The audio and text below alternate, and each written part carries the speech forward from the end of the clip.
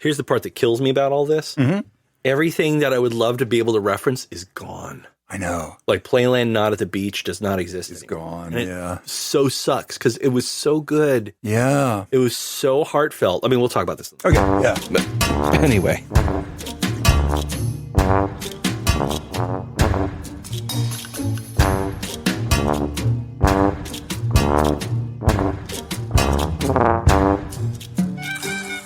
Hello and welcome to The Lowdown on the Plus Up, a podcast where we look at everyone's favorite theme park attractions, lands, textures, and novelties.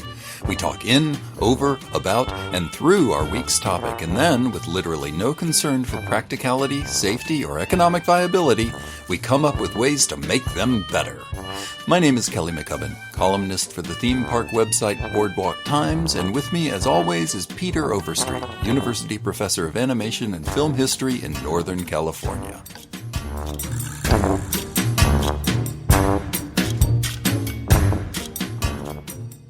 Hi everybody, Kelly here. Just wanted to let you know, for the first 10 minutes of this episode, there's a little electrical artifact over the tops of our voices. I'm not sure what it was, probably some sort of weird grounding thing. You can hear us perfectly fine, but you'll hear a little electrical sizzle. It's not your equipment, it's us. We didn't want to re-record the whole thing, so if you don't mind bearing with it, it ends after about 10 minutes. All right, thanks, and enjoy Playland at the Beach.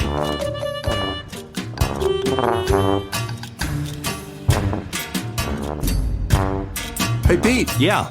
What are we talking about today? Today, we're going to be traveling to the West Coast over here, but the northern West Coast, and specifically the San Francisco Bay Area, for a much beloved attraction, actually a full theme park. Yep. That no longer exists. So this is a lost theme park that we're going to go in today, and that is known as Playland at the Beach. Playland at the Beach. Also for a time called Chutes at the Beach. Also for a time called Whitney's Playland. Yeah, let me cue up Mad Sal, Laughing Sal back here. No one ever talks about Laughing Sal and describes her laugh as charming or funny or anything. They always talk about Laughing Sal and go, it was horrifying. Oh yeah. That sound went on all day long. And you could all hear night. It. Yeah. You people who lived out in the Sunset District of San Francisco at that era claim to hear her echoing off in the distance and hearing that laughter for blocks and blocks because sound really carried out there. Yeah, and still does. And we'll get to Sal, and we'll get to her missing head, and we'll get to the multiple Sals that exist. This is an interesting story. And when you say we're traveling to the West Coast, for you and I, it's not much of a travel. No. We're pretty darn close. Both of us have lived in San Francisco at different times. Mm-hmm. I lived in a couple of different places, but the longest time I lived in the inner Richmond, which is not far from what we're about to talk about. Right. You lived in Haight or Fillmore? I lived in the Castro. Oh, you lived in the Castro. Directly on Castro Street, right at the top of the hill there. Dang, that was way cooler than where I live. Maybe. The parties were great. You know, it was actually a very good neighborhood, but yeah. San Francisco is really interesting as a, I'm going to use finger quotes, even though this is the place of my birth. I was actually born in the Mission. Yeah. Viva la raza, baby. I was born in the Mission in St. Luke's Hospital. Mm-hmm. But you talk about San Francisco and everybody has a different idea of what San Francisco actually is. Absolutely. Because we have the Haight. Yes. We have the Mission. Yeah. We have just one block over, you've got like Goat Hill, or you have the Sunset District, and you have the Tenderloin. Right. You have, and I wish this podcast could be something that could go into a lot of the lore of San Francisco, like all the different parts. And some of that will come up in tonight's podcast. For sure, because we both have a lot of love for San Francisco. Sure. Yeah. And we do have some spots of disappointment and hate, too. Yeah. And that's fine. That's anybody who lives in any particular location. Notice how we don't live there now. Yeah. So I defy anyone to go down near North Beach and look at that sign that I believe Herb Caen put up that says, this is where Bridget O'Shaughnessy pushed Miles Archer to his death. Yeah. And not be charmed. I mean, it's just, that is where the Maltese Falcon happened. You're a block away from where Dashiell Hammett was writing the damn thing. Right. Really just amazing history. So many different amazing histories. Absolutely. And I would make the argument that our story is actually going to start in our deep dive in our history here of Playland at the beach. Yep. It begins with a couple of neighbors to Playland at the beach. Mm-hmm. One of which is the more famous Sutro Baths. Sutro Baths and Museum, I think it was called for a long time. Which, for those who do not know, it was a giant. It's impossible to describe, it is. Right? It's so giant weird. glass structure that was built on a cliff over a bunch of heated pools of water. Some were fresh and some were seawater. Yeah. With giant slides. And while you were swimming, wearing wool swimming trunks that you could rent, there would be a giant pipe organ playing in the place, echoing away, or they would have live bands. Yeah, they would do theater there. Oh, yeah. It's really weird. It was nuts. And the Cliff House. The Cliff House is what I was trying to remember. The Cliff House is still there, kinda. The original Cliff House was like 5 or 6 stories tall. Yeah. And it eventually just became too unmanageable. There was a fire that leveled most of it. The Cliff House, as it is today, is nothing compared to what it used to be. So that's one neighbor. That's at the north. At the south, now San Francisco is famous for what particular mode of transportation? The streetcars. Specifically, the cable cars. The cable cars, yeah. And before the cable cars and the electric streetcars, they were all horse-driven. Yeah. And at one point, the city said, okay, we're going to upgrade. We're going to put in electricity. So they had all these leftover streetcars. So you could buy them for $75. Yeah. Each one. Yeah. And there was a little community built on a beach on just south of Ocean Beach. And the first guy was a guy named Colonel Daly, who bought 2 of them, stacked one on top of the other. He actually put one on top of poles. One streetcar? A whole streetcar. He put a streetcar on top of poles and then built walls around the underside. So he had a basement. And he made a diner, a coffee shop out of it. And people thought, he just did it for beachgoers. Yeah. Thinking, I've got money. Well, people went, wait a minute. Who owns the property out here on the beach? Yeah. Nobody. Well, all of these bohemians and poets, members of the not so underground homosexual community in the 1880s at the time, bought all these art. So it became an artist community that bought all these trolleys and lived inside these trolleys like gypsies. Wow. And there was about 30 to 40 of these things. Yeah. Some had 3 or 4 of them stacked one on top of another. Some were kind of built around in an L shape. It's a little bit like today where people buy cargo containers and make like little homes out of them. Yeah, there's a whole cool complex in Las Vegas I saw last time I was there where they built this entire shopping complex out of cargo containers. It's really neat. If you want to look this up, it's called Carville. Okay. Carville. Can I get a cookie puss? Yeah, Carville. Go ahead and get some cookie puss, and also forget Fudgy the Whale. If you get Fudgy the Whale over here, and if you turn it around, it's a tie for Dad. That's for all you East Coasters out there. Just so you won't feel lonely. See, this is why Kelly and I are such good friends. I am hip enough to know about Carville. Carville's ice cream cakes. I had one shipped to me by a friend. That's right. For my 25th birthday, I got an actual Fudgy the Whale. He brought it with a dry ice container because he was flying back. This is so great. This is, by the way, the most useful thing we will ever tell our audience. You can order a Carville cookie puss and have it shipped to you. Yes. And we're not sponsored. No. So Carville's ice cream. Yeah, Carville's ice cream. We love Fudgy the Whale. We even love Cookie Puss. Yeah. But anyway. We love Cookie Opus. Yeah, Cookie Opus. Because it's almost March. We got to do our St. Patty's Day episode. So yes, Carville ice cream. Yes. We are looking for sponsors right now, and we want to do an episode about the little man of Disneyland. So this would be a great tie-in. Yeah. And we're about to draw us back into this, we're about to get to another very, very famous ice cream treat that was invented Yes, indeed. at Playland at the beach. But I don't want to put the cart in front of the Carville, horse. yeah. Carville lasted for a long time with all these very bizarre configurations of different streetcars. Some of them were cut in half. Some were just put next to each other to make it wide, double wide. And eventually the city went, wait a sec, you guys can't build on land you don't own. So they had to evict them. But some of them were industrious enough to buy little plots of land out there in the Ocean Beach area in those neighborhoods nearby, actually put up some of those. They took some of those streetcars and stacked them up, and they had little houses, double wide houses. Some of these houses were actually turned into a church. And the reason is why Carville remained up for so long. Part of it was the 1906 earthquake. Because so many people were left homeless. They could easily be housed over in Carville. Because it was already it was a nice town. It was a nice little community. It wasn't like shabby, but it was already kind of established as a community with its own coffee shop, its own grocery store, etc., and its own church and its own post office.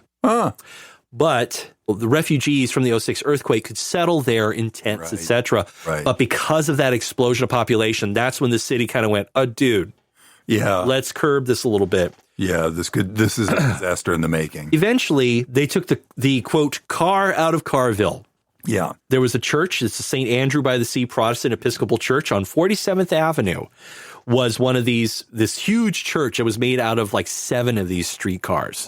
And most of them finally were dismantled or burned down, etc. But there's still one out there in the Sunset District. There is a small home, and I went to this house. I was lucky enough to let the owner. I talked him into letting me walk in because I told him I had found out about Carville. He goes, "Oh yeah, absolutely." And it was one of these things. It had been given redwood shingling from the 1960s, 1950s, that era. So it didn't look like streetcars, but you can kind of see with the length forth that there are 2 streetcars with their long sides pressed against each other. And then you go up into the middle between them. So there's a space built in between the 2 of them. That's the long hall down the middle of this house. And then there's housing space on one side with the kitchen and the living room, etc. And on the other side, there's all the bedrooms. Wow. And the best part is in the kitchen.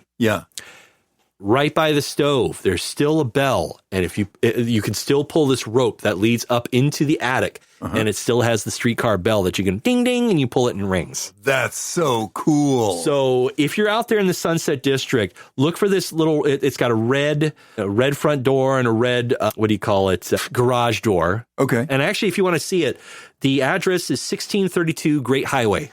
It was made from 2 old cable cars and a horse car. Wow, that's really cool that that's still there. Yeah. In 1995, it sold for $280,000. Which in 1995, that's a lot of money for that particular real estate. So nowadays, forget it. You're not going to be able to afford something like that. But Carville does not exist anymore, but it just shows the industriousness of people in San Francisco and the love that people have for Ocean Beach. So do you know about Mooniesville? Tell me about Mooniesville. So Mooniesville, around the same period, a little bit earlier, where a lot of the story of Playland at the beach is centered around transportation. So it's cool that you started with Carville. I had a plan. So initially, getting out to Ocean Beach was a bit of a chore before there was much transportation out there. And the only people that could really do it were fairly wealthy, which is why the Cliff House is one of the earlier things that earlier major structures that opens up there, because it's for rich people. Otherwise, it was tough. So I used to live on 9th Avenue in the Richmond, and I used to ride my bike to Ocean Beach. And it takes a while, and there's hills. And I'm on the same side of the city as it. So it was a deal to get there. Wow. And until they started putting public transportation in, the only people that did were pretty rich. And there was a guy named Mooney who decided, since no one else could get out there, that he was just going to declare that Ocean Beach was not a part of San Francisco. Of course. That makes sense. He declared Ocean Beach Mooniesville and invited all of his rich friends out there, his rich gangster friends out there. So they started moving out. San Francisco Peaky Blinders, basically. Walking in slow motion. We're going to Mooniesville. It lasted for about 2 months. Oh. And then the city was like, oh, okay, we're drawing the line there. Yeah, I'm sure Adolf Sutro was like, hell no. Yeah.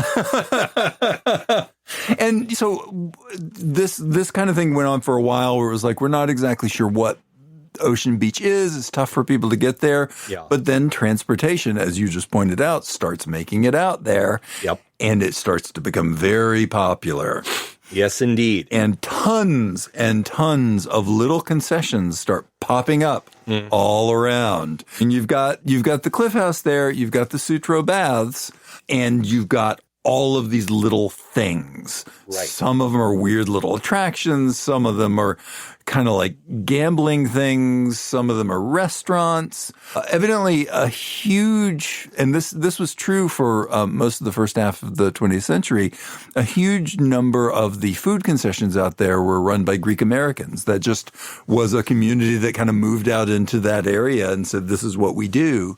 So that was pretty cool. So come about 1912, something really interesting happens. There is an announcement that the World's Fair is going to be in San Francisco. And the announcement initially is that the World's Fair is going to be in the outer part of Golden Gate Park, which, for those of you who are not familiar with the area, is the part of the park that touches Ocean Beach. Right. So people start buying up property like crazy. Just anyone that can do it. Like they just start buying up and building concessions because they're getting ready for the World's Fair. Mm-hmm. And then it doesn't go there. Now, let's put a pause on this for just a second, okay? Because in the same area, but about 20 to 30 years earlier. Yeah. In 1894, U.S. President Benjamin Harrison appointed Michael H. DeYoung, as in the DeYoung Museum in San Francisco, as a national commissioner to the 1893 World's Columbian Exposition held in Chicago. Okay, yeah. Now, during that time, he recognized an opportunity to stimulate California's economy during this big time of depression that it was going through in the 1890s. Yeah. Because the gold rush was over. No one was flocking to San Francisco for the right reasons anymore. Yeah. Right? The Congress approved a fair to be held at Golden Gate Park. Mm-hmm. This was called the Midwinter International Exposition of 1894. Yeah. Now, here's what's cool about the Midwinter Fair. It had a giant search tower that was almost a precursor to the Eiffel Tower. It had that same look. Yeah. It had this beacon that was like a lighthouse that would shine around the entire park. There were main concourses. It was nuts. It also had a War of the Worlds dark ride. Whoa, really? For real. I'd never heard of this. Okay. The only reason I know about this is because there is an attraction where, if you are gentle listeners who are out there who want to see one or two relics of Playland at the beach, one of which is Laughing Sal herself. Yeah. There's an attraction at Fisherman's Wharf in San Francisco. It is called the Musée Mécanique. Yes, it's wonderful. It's wonderful. It's a bunch of coin-operated automatons, player pianos, and arcade machines from the turn of the century. They've got some modern stuff there, too, but it is a history of coin-operated amusement. Yeah. But they have a whole display about the Midwinter Fair, the Panama Pacific Exposition, the PPI, as we like to call it, short in San Francisco, and also about some of the stuff of the Midwinter. And one of the and Playland. Yeah. And at the Midwinter, there's one mention about some of the attractions, and right there it says there was a War of the Worlds dark ride. That is and there was so cool. Another attraction called Dante's Inferno, in which you walked through hell. It was this giant demon head you walked into, these big wings sticking out of it, and it featured automatons little automatons of dancing devils and all this other kind of crazy stuff with real fire.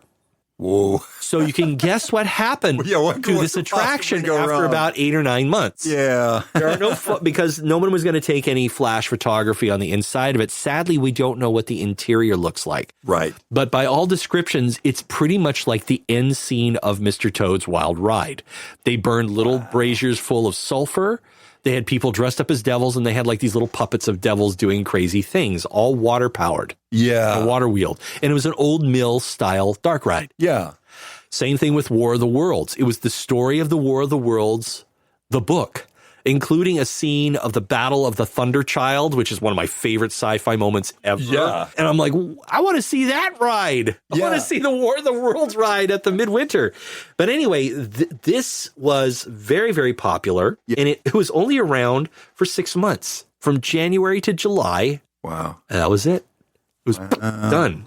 So the notion of having amusements that people would travel great distances to come to is started with the Midwinter Fair in San Francisco. Yeah. And then we have the World's Fair that you mentioned. Right. Which doesn't end up being in Golden Gate Park. So it doesn't happen there, but people have bought all of this stuff. One of the people that bought some land there and was starting to develop things was a guy named Charles I.D. Looff. Yep. Now, this guy is fascinating. We actually have part of the Disneyland origin story that connects to Charles I.D. Looff. Yep. One of the things he's most famous for is designing carousels. Some of my absolute favorites. One of the carousels that he designed is the one in Griffith Park, the one at which Walt Disney sat on the bench next to and saw his kids riding it and dreamed of Disneyland. And we still don't know which bench it is, even though there's like 5 benches all over America going, this is the bench Disney sat on. I know. There's one at the Disney Family Museum. There's one in Disneyland. There's one in Orlando. I will at least give the Disney Family Museum credit for them saying that. They're like, this is one of the benches. We don't know which one. Yeah, they're the only one that actually goes, we don't know, but it could have been. Yeah. It could have been.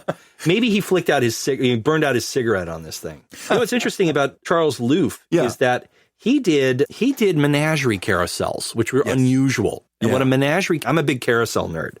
And one of the things about Looff's stuff is menagerie carousels are the carousels that feature a bunch of different animals. Right. Usually they would have what are called runners or dancers. Yeah. And runners are the horses with all of their feet off the ground. Little animation trivia with this, okay? I think I mentioned this in a previous episode, but I'm going to mention it here because it's context. Yeah. You can always tell that a carousel was made after 1875? Okay. Something like that? Yeah.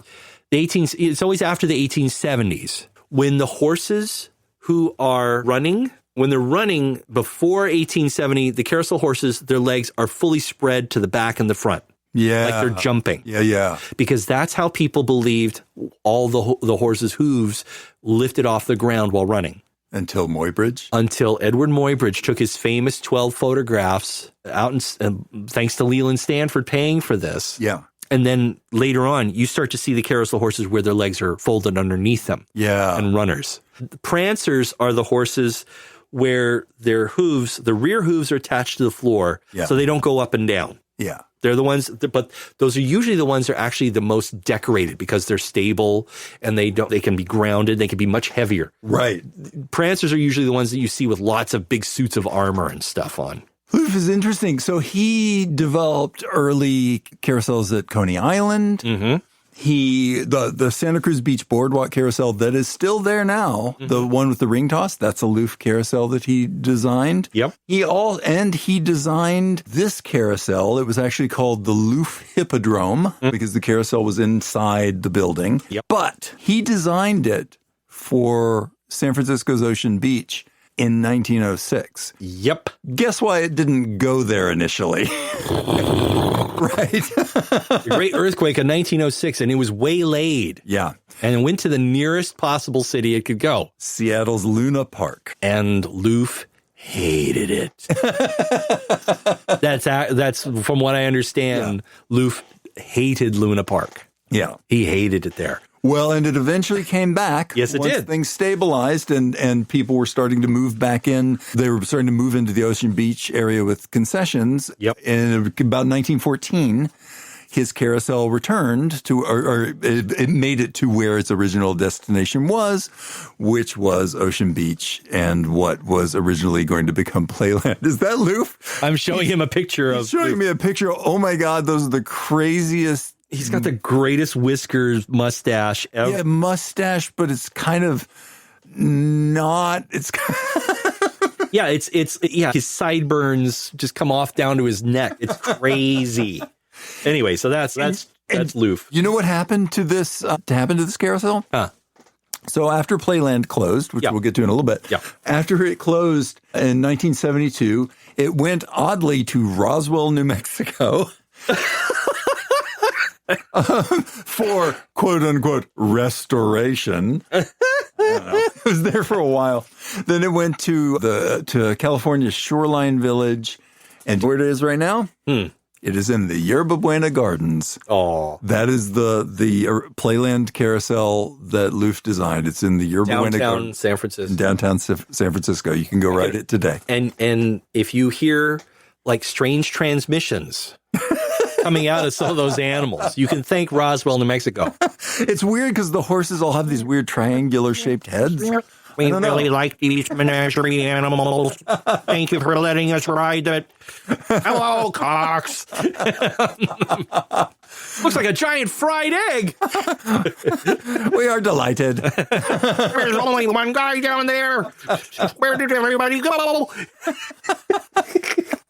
So Back to the carousel and back to Playland at the beach. So Looff opened his carousel there. He starts to his company starts to take over the management of a whole bunch of other concessions and some attractions at Playland. He sort of becomes the central organizer. At this point, it's not called Playland yet. No. And something that causes it to get a name that's not Playland opens up, which is a very, very large, if you can find pictures of it, Chutes. Yes, actually, it's a grandson of an older chute. Yeah.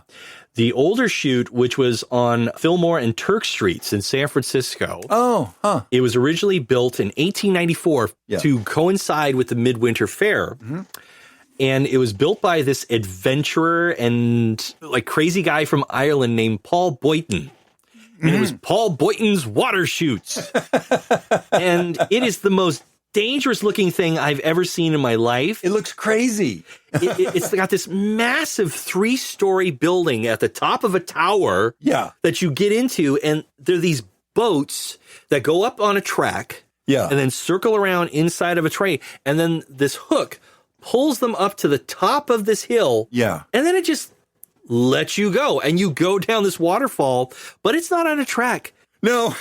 It actually like careens down this wooden track filled with water and then hits this lagoon. and your boat could capsize if you were off center, because it was like, so imagine riding like Splash Mountain on a boat with a keel. Yes. Because this thing would go back and forth and sideways, and you never knew where you were. And then these rowboats guys would go out, tack you on, and row you back to the main thing. You get off, and they'd row the boat over to the main track again. It's insane. And every time I look at pictures of this and several other attractions around this period, I'm like, nope. Well, I don't know. There's part of me that, like, I wish we had time travel medical insurance. So I can go back and ride these things knowing full well I probably have a broken limb of some sort by the time I'm done. Oh my God, this right here is a science fiction series you've come up with. The insurance sales. Time travel insurance. Gonna go back and check out Shakespeare's plays? Well, you have to have plague insurance. Yeah. Or it could be kind of like Johnny Dollar, like time travel insurance investigator. I love that. Yeah. Oh, you said you caught the plague. Yeah. But actually, you just got dengue fever. So that's not actually under the policy. That's not covered under time traveler's insurance. And one of my favorite photos could have gotten inoculated. One of my favorite photographs of the Chute to Chutes, actually. Yeah.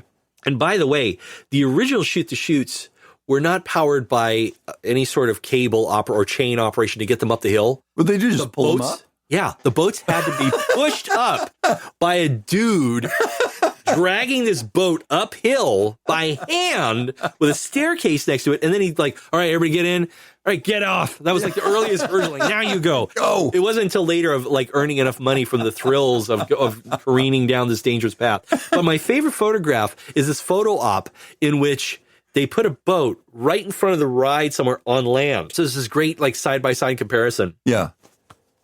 There's all these people in the boat going, it's a Splash Mountain photograph. Yeah. Only they're on dry land. And then what would happen is the photography go, all right, act like you're going downhill, click. And the placement of it makes you look like you're actually splashing down a lagoon. Okay. But my favorite part is when they expose the sheet, they have these special little celluloid clear pieces that we put, or glass plates with black flecked onto it. On the lower half of the glass that they would actually use to interrupt the light. So it would keep the paper white. So it looked like water spray on the bottom of it. Wow. So it's this artificial water spray done with trick photography. It's so complicated. But it's brilliant. awesome. Yes, Dude, it's brilliant. It's this brilliant little trick. So some photographic genius is like, oh, we can make it look like they're actually going downhill, Boynton. Yeah. Oh, I don't know why you'd want to do that. Aren't they wet already? No, it's perfect. All we have to use is some for photography. What goes in here must come out there. So yeah, at this point, the Chutes become the main attraction. Yes. The whole area becomes known as Chutes at the beach, sort of informally at first, and then they kind of take it on as a real name fairly soon. So at this point, we've got a whole bunch of different stuff there. There's dozens and dozens of small little attractions. Yep. Going on. Lots of restaurants, lots of stands. So there's at least one scenic railway.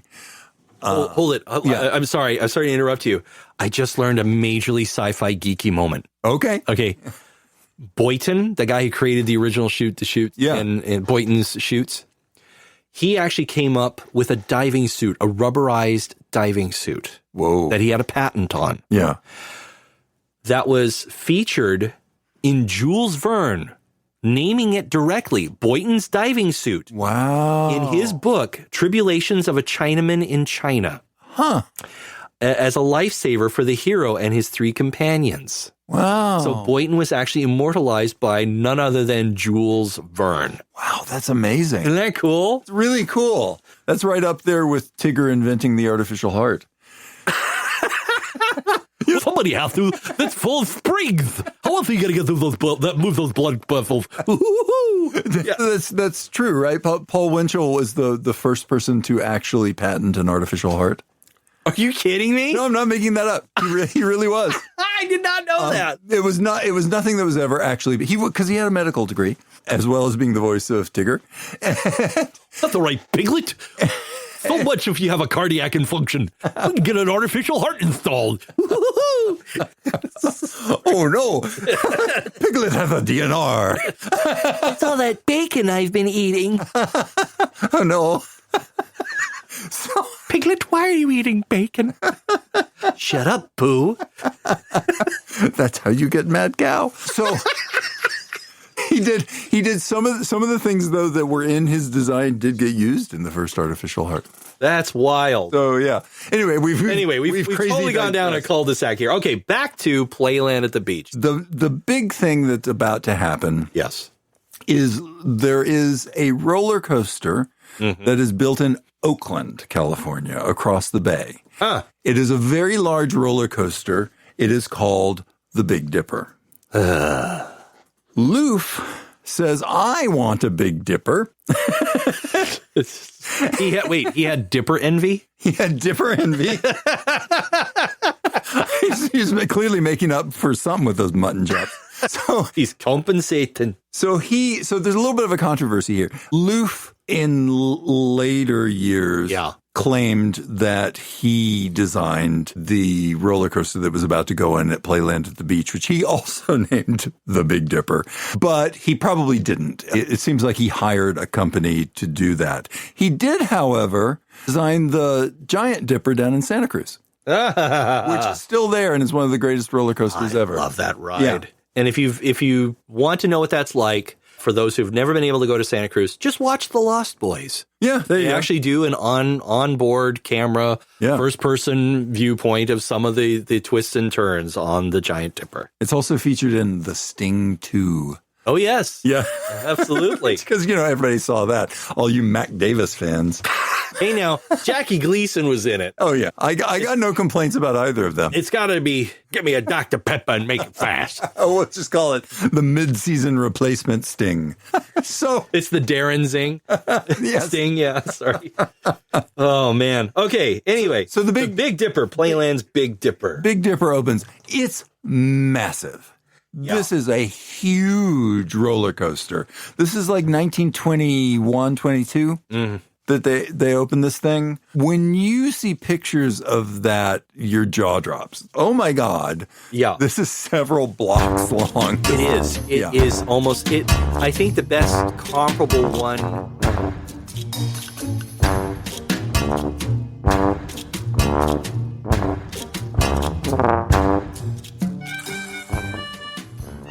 The Lowdown on the Plus Up is a Boardwalk Times podcast.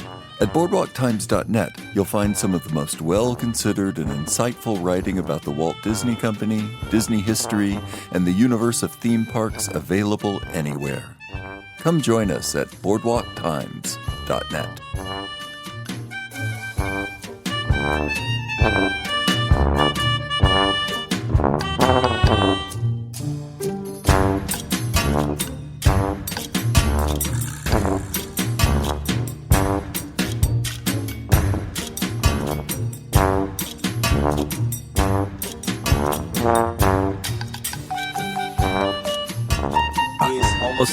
I think the best comparable one on the West Coast is Goliath over at Six Flags Magic Mountain. Yeah. For the sheer scope and scale of a wooden roller coaster. Yeah, I think You have to understand, these roller coasters don't have lap bars.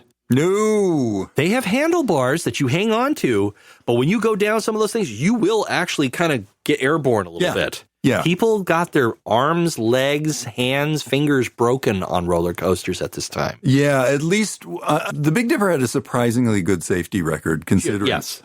Yeah. But at least one person did die on it. And it was because he stood up, because there was nothing to stop him from doing that, except for the sign that said, please don't stand up. Which is what killed him. Yeah. Please don't stand up. Bam! Yeah, right? He hit the sign. Like this Wile E. Coyote got out of it. He stood up. It'd be a solid object lesson. Yeah, pretty much. Pretty much. There's another gentleman who's behind all of this. George Whitney? George Whitney. Yeah. When does he come into play in this? We're coming right around the corner here. Leo and George Whitney, the Whitney brothers. George is really the primary one. Yeah. They open a photo concession at what is at that point called Chutes at the beach. They're operating that. They start opening up a couple other concessions. Some really interesting things are kind of happening along this time. The Fun House opens, which is where we get our friend Laughing Sal. Originally, it was called the Bug House, but then they found that they decided that was a little offensive. Maybe they shouldn't do that. Yeah, probably not. But the Whitneys slowly kind of took over the management of the Chutes at the Beach from Looff. Mm-hmm. And eventually they managed it completely, and they changed the name. This was 1926. They changed the name to Whitney's Playland at the beach. At that point, there was about 15 like full-size original attractions. It was like dark rides. It was the roller coaster. There was the Chutes. There was like 4 full-sized restaurants, a ton of stands.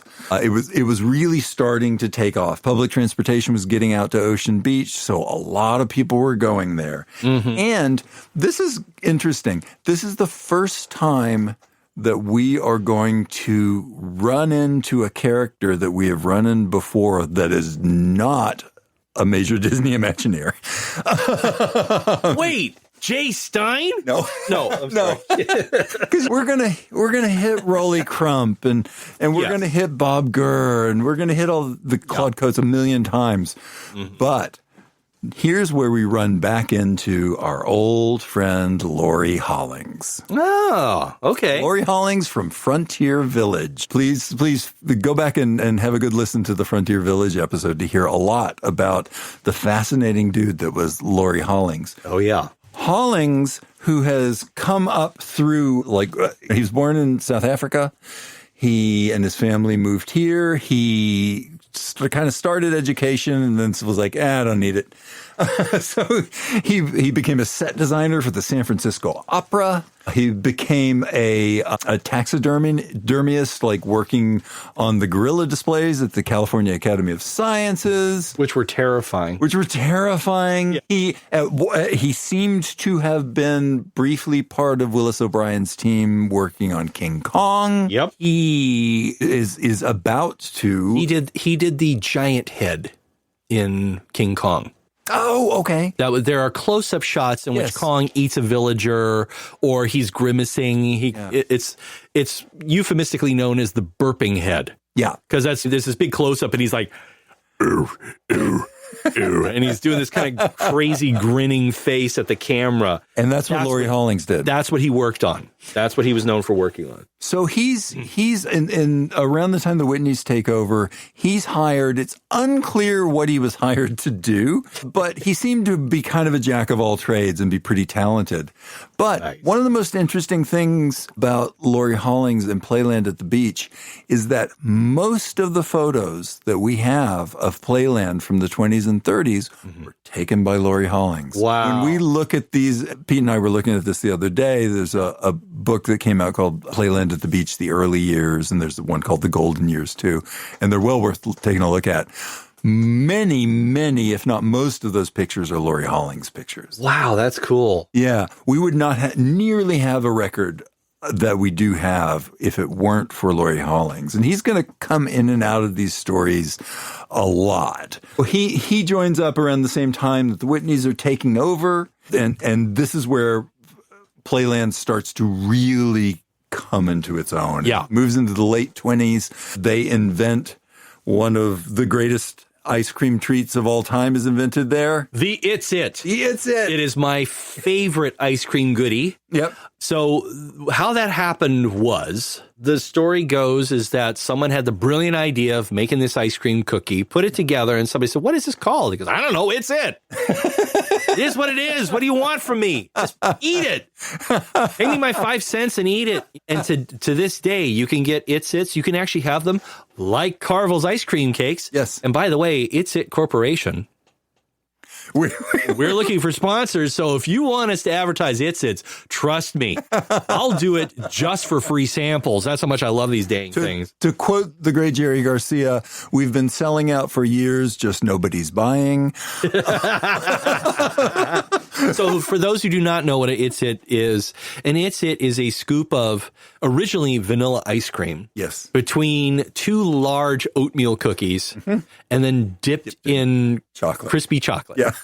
And put in a wrapper, and there you go. It's it. Wonderful. That's all you get. It's 850 calories per ice cream sandwich, but I don't care. It's so amazing. And if you're in the Bay Area, just go. You probably get it at your Safeway if you need to. Yeah, you can get it at Safeway. You can find it all over, and it's great. And from where we are sitting right now in Vallejo, California, there's a smaller town north of us called Sassoon. Yeah. And there they have an It's It outlet where you can go get crates of It's Its. Oh. And It's It paraphernalia. Oh, I wish you hadn't told me that, because now I'm in trouble. Now we're going to have to take a road trip and go get some It's Its for our next episode. So anyway, that's the birthplace of the It's It. It's It. That's it. There's another type of food item that rises at this time. Yeah. Which is fried chicken. Yeah. And we can't. There's no way to avoid this. There's no way to avoid this. So this is a little cringy, folks. Yeah. But the only place to get the best fried chicken and grits and the whole 9 yards, complete with a dessert of a slice of watermelon, is Topsy's. Topsy's Roost. Yep, Topsy's Roost. All you need to do if you really want to jump out of your ever-loving skin is to Google image search Topsy's Kitchen. And it is as racially insensitive as you think. It wasn't meant to be. I'm not going to excuse it. No. But this was the era it was. But it didn't last long. Topsies lasted for a long time. Well, with the decoration, apparently it was kind of phased out after World War II. Yes, that's right. So, but in the 20s, so for 20 some odd years, it lasted. And it was like this bizarre. And expanded too. They franchised out. There was one in El Cerrito and there was one in Los Angeles. Oh, yeah. Duke Ellington played at the one in Los Angeles. Oh, yeah. Frequently. Which is crazy because if you go, so the reason it's called Topsy's Roost is it's named after the character Topsy from Uncle Tom's Cabin. Yeah. It is mostly chicken and biscuits. It literally says on the menu that utensils are forbidden. So you could get a half spring chicken for 50 cents. Yep. Chicken tagliarini for 50 cents. Ham and eggs, Topsy style. Yeah. 50 cents. I don't know what that means. I don't know. Crab Louie, 50 cents. Oyster and crab cocktail, 25 cents. Sliced tomatoes, 25 cents. Combination salad for 25 cents. Chicken soup for 15 cents. Hot biscuits, hot corn pones with honey. Waffle potatoes, homemade apple pie, a la mode, an extra 30 cents. Yep. And it's it on the side for 50. Coffee, 10 cents, bottled. Like, so this is their old, and no service less than $1 per person after 9 p.m. Yeah. And Because this was a dance hall. it was. Some of the earlier menus said things like, we use only the best colored cooks. Yep. Yeah. And they came the with a apple pie souvenir- was Mammy's apple pie. Yep. And the souvenir menu was actually kind of cute because it's a cutout of a chicken that if you folded it over, it became like a little chicken in a chicken coop. So you could take that home with you as the souvenir menu. And have Some you of these still exist. have you seen pictures of the Topsy's car? Oh, that yeah. went around town. It looks like something out of a Fleischer cartoon. Yeah, it's crazy. They have this car and it's designed to look like a chicken coop with these super racist caricatures and chickens. There's a lot of Sambo caricatures, etc. It's very, very cringy. So this is the one thing where I kind of go, oh, it makes my teeth fuzzy. Yeah. But it is what it is. It was incredibly popular. They would serve up to like 900 people a night. Later, they expanded and served more. There's a dance floor, a huge dance floor at the bottom of the thing. And if you were in like a table, like they call them your chicken coop was your booth, and you wanted to dance, there were slides. Yeah, you'd slide down onto the dance floor. Get out of your chicken coop and slide to the dance floor and just start dancing. It was insane. Madness. And here's what's even scarier is the fact that people would go to this back window outside of the dance hall for takeout chicken. Wow. Now, this was later. This was like 30s or 40s back when everybody was getting a chicken in the pot and an automobile at home, right? So this is the birth of the automobile craze in America. Yeah. But takeout fried chicken from Topsy's became a thing. And next door, get an Itsit. Yeah. And I'm not joking. Like, that's where you would find it. Like, the Itsits were sold right next door to Topsy's Takeout. Yeah. And as uncomfortable as Topsy's is, it was the thing that drew a lot of people to Playland for a very long time. Also, they seemed to have a fairly liberal take on alcohol during the Prohibition. Oh, yeah. They didn't serve it, but if you brought it, they didn't think too much about it. Yeah. Now, my favorite, it's the least racist thing at Topsy's. And believe Ready me, to look for a while to find something. I was about to say, it takes a while to figure it out. Yeah. But it's my favorite thing of Topsy's are these giant lanterns that overlook the dance floor. Yeah. They were these octagon-shaped lanterns that were little chicken coops. And when they were lit from the inside, you'd see the shadows of roosters and chickens and chicks. Wow. All on the inside, these little floating chicken coops. Yeah. Like, I actually kind of want to make just that replica. Like the rest of it, it's actually kind of cute and charming. Yeah.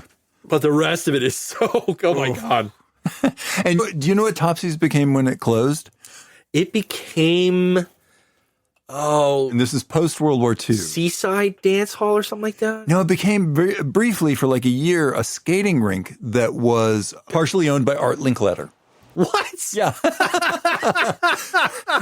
And for those of you not in the know, Art Linkletter was a kind of fascinating, weird celebrity from the 40s and 50s. And one of the things he's most famous for now is hosting the Disneyland opening day event that was on television. Standing next to Ronald Reagan. Yeah, and the reason they couldn't pay him to do it. They didn't have enough money left over when they were trying to build Disneyland. So the deal he took was he got the rights to the photo concession at Disneyland. So he made a fortune. So if you really want to get, by the way, this tacks back to one of our earliest episodes about Sleeping Beauty's castle.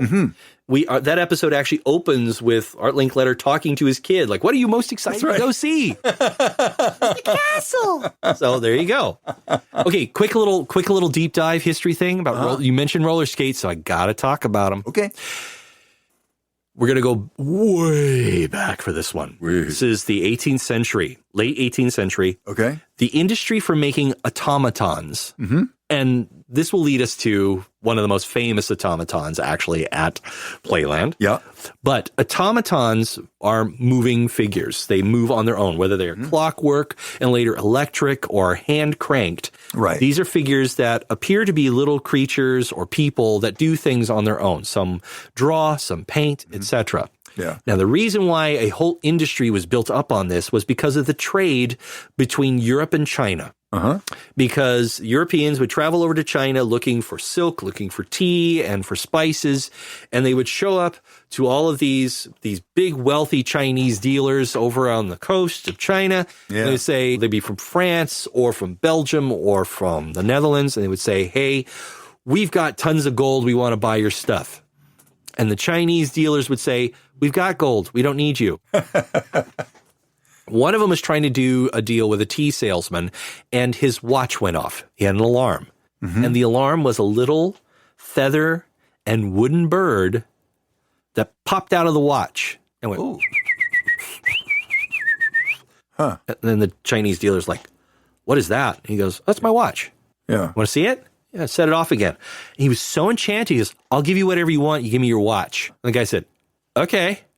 And he came back. He goes, "We got to make more automatons. These guys are crazy for them." Yeah. Yeah. Now, for those of you who might think that this sounds familiar, if you're a fan of this program, that's the same type of singing bird mechanism that we talked about during one of our bird sing words episodes about the Tiki Room. That's right. Yeah. I actually played one of those because my parents own one of these automatons of a singing bird. You can actually hear it on our program of an actual working singing bird automaton. Yeah. On our program. Yeah. But anyway, a huge industry was built on just making automatons, and they would hire these very brilliant watchmakers and designers. Right.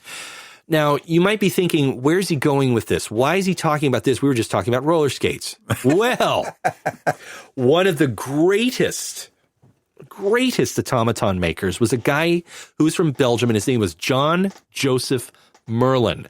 That was his real name. It was not an affectation. Okay. Merlin was from Belgium. He is, by today's standards, would be considered transgender. Okay. Because he loved to go to parties and dress as a barmaid with a special dress that had a bar that went all the way around him, and he could serve drinks out of these little cubby holes while he's dressed as a barmaid in full drag, playing the fiddle. Now he's just showing off. I'm not done. Because while he's doing all of this, he's also rolling around on his earliest invention, roller skates. Whoa. John Joseph Merlin invented roller skates. Okay, that's fascinating. He also invented this fabulous silver swan. Okay. Just look up if you want to go on YouTube, you can find it. It's very easy. It is this beautiful full-size swan that is floating in water. And it is a hand-cranked automaton made entirely of silver and glass. Wow. And it is a very lifelike swan that kind of looks around, finds a little fish, and pulls it out of the water and eats it while this beautiful music tinkles away. And it even has these kind of twisted glass bars that as they rotate, it looks like water reflecting on the underside of the swan. It is the most beautiful thing. I've seen this thing in person in Europe. It is the most beautiful automaton I've ever seen. And I've seen drawers. I've seen painters. I got to see Antonio Diavolo do his stuff one time. Amazing. The only thing he didn't invent, brakes.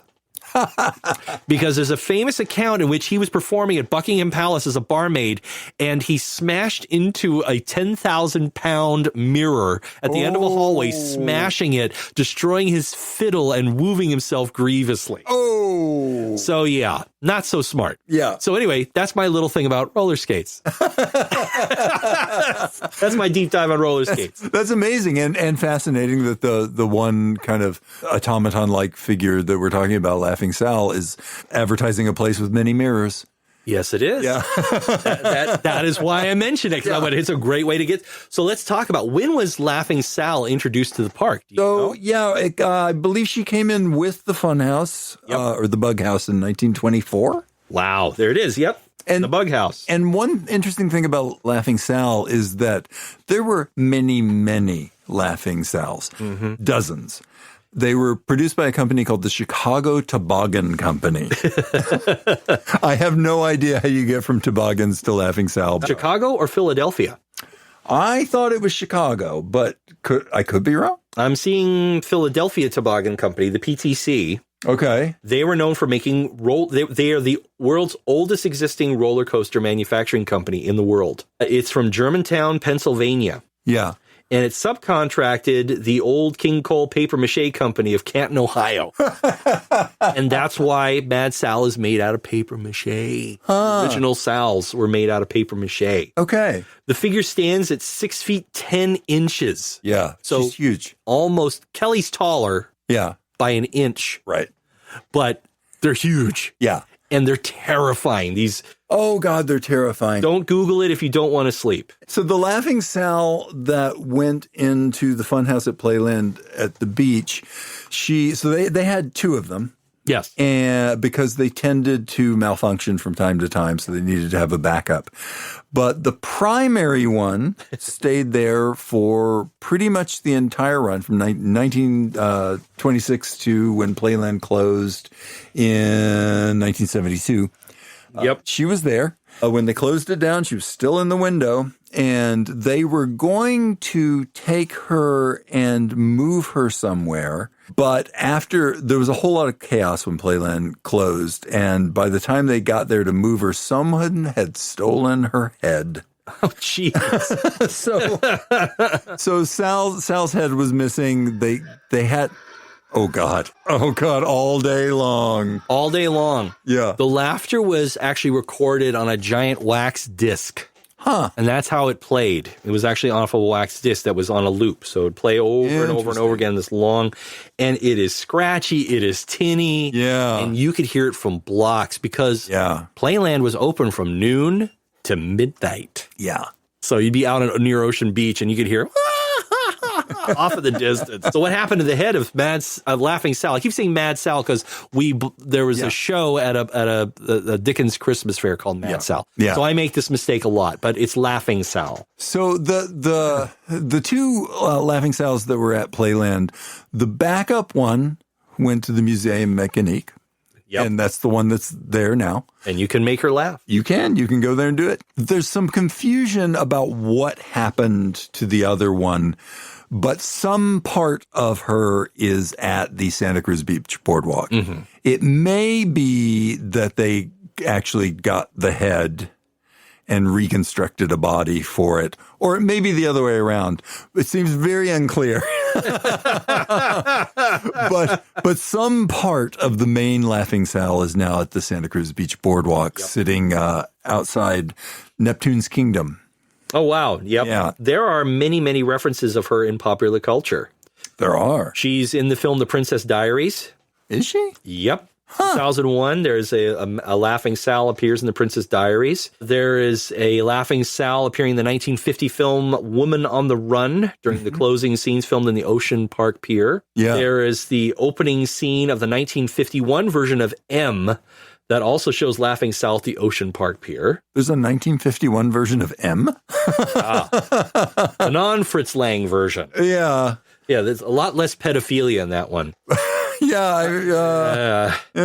Laughing Sal appears briefly in the Alfred Hitchcock Hour episode A Tangled Web, first broadcast in 1962, starring Robert Redford and Zorha Lempert.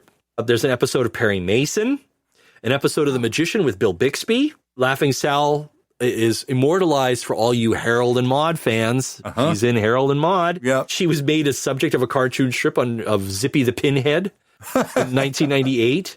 She appears in issue number 5 of DC comic book series Gotham City Sirens. Let's see. Oh, God. Oh, yeah, she's everywhere. She appears in the 1963 Roger Corman film X, The Man with X-Ray Eyes. Oh, yeah. Laughing Sal is seen and heard in the background of the comic book shop of the Frog Brothers in The Lost Boys. She's also in a brief scene at the carnival in Darkman when Peyton wants his pink elephant. A pink elephant, if you please. Yeah. There's a Darkman sequel being made? Oh, my God, please no. I know, I was just like, really? The first one was perfection. Like, well, you don't need 2 and 3. The first one was great. Just end it there and we're done. Yeah. You know? I think Sam Raimi's involved, though, which is a good sign. Okay, that's hope. There's hope yet. As long as Arnold Vosloo isn't playing Darkman again, no offense, Arnold. You were like, if we get You're no Liam Neeson. No. If we get Liam Neeson back, that'd be great. That'd be awesome. I have certain skills as Darkman now. I mean, if he's going to do a Naked Gun movie, we could do Darkman. Yeah. Okay, anyway. So Sal's been everywhere, and Sal's ubiquitously associated with Playland at the beach. There's another really famous film associated with Playland, The Lady from Shanghai, 1947. The Lady from Shanghai, the last section of the film, is set in Playland, ostensibly set mostly in the funhouse in Playland. But what's interesting is almost none of it was shot actually at Playland. There's a couple of brief shots at the very end of the film that are actually Playland, and the rest of it was built in a soundstage. Okay. You want to have a fun, weird connection to history thing? All right. That movie, now, as we know it, was directed by Orson Welles. Yes. Who Orson Welles took that project from at Columbia Pictures? No. The great William Castle. No way. Who was a... That was a William Castle film? He was a major fixture at Columbia Pictures working under Harry Cohn. Huh. And because Cohn was like a terror at Columbia. There were people who said there's only 2 people in the world that I would consider to be evil. Adolf Hitler and Harry Cohn. And I've got a few more on my list just in the last year. Yeah, and Bill Castle wrote the screenplay for Lady of Shanghai, and it was bought by Orson Welles. And this led to the reason why this happened, this connection, is because of Bill Castle's connection to Orson Welles in utilizing his theater, right, which he sabotaged by painting swastikas all over the place and writing a telegram to Adolf Hitler saying no. Yeah. So, yeah, that's a Bill Castle connection there. Wow, fascinating. Lady from Shanghai. I had no idea. So I'll bet you anything that Playland at the Beach was not an Orson Welles idea.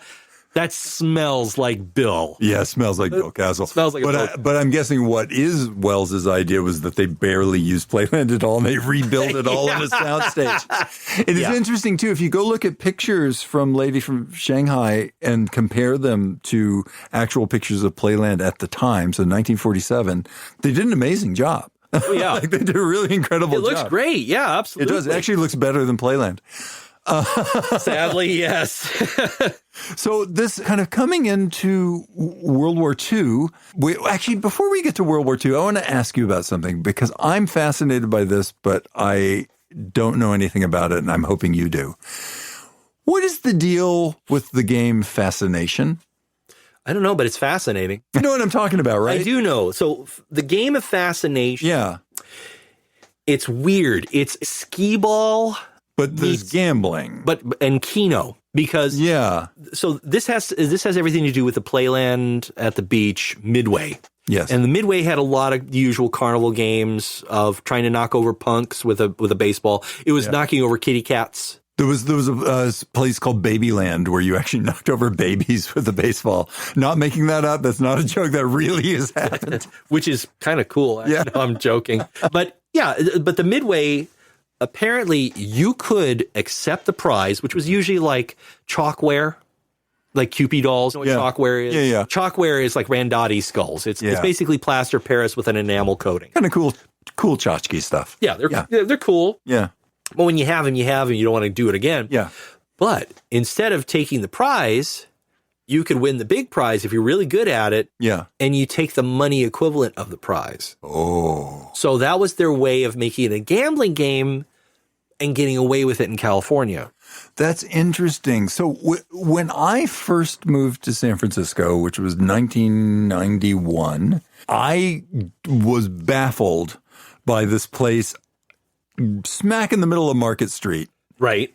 That was a fascination parlor. Yes. And I was like, what the heck is this? And you go look and it looks like a whole bunch of, it looks like the same people that you will see in a really rundown Las Vegas casino. Oh, yeah. Who are just sort of like blitzed out and like they have a cigarette in their hands. And yeah, there's a pint of beer next to them. Right. But instead of pulling a jackpot lever, looks like they were playing skee ball. I could not make heads or tails out of it. So what it is, it's a table that's roughly about 6 or 7 feet long. Yeah. And it has a grid of holes at the end of it. Yeah. And you have to roll it. You can't throw it. You can't toss it. You have to go under this sheet of glass. Yeah. That's kind of a buffer to keep you from tossing it wrong. Yeah. And it also keeps you from bouncing the ball because the balls are made of rubber. Yeah. Red rubber balls.